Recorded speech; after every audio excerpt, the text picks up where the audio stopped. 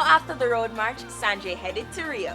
March by day, party by night, and the after carnival hotspot is right here, Heineken Rio.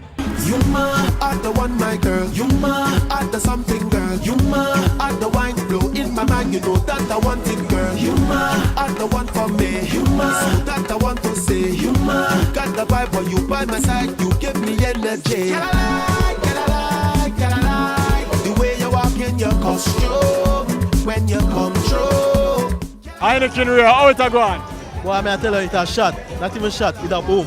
I tell you. What the best thing about it for you? The ladies, them come out, now they shots out. Wow, them all a fight to come in. This is the one when you reach the stage.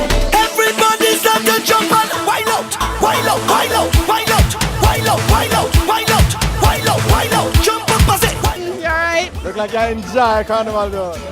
Yep. Tell us why you decided to come to Rio for your after carnival hotspot.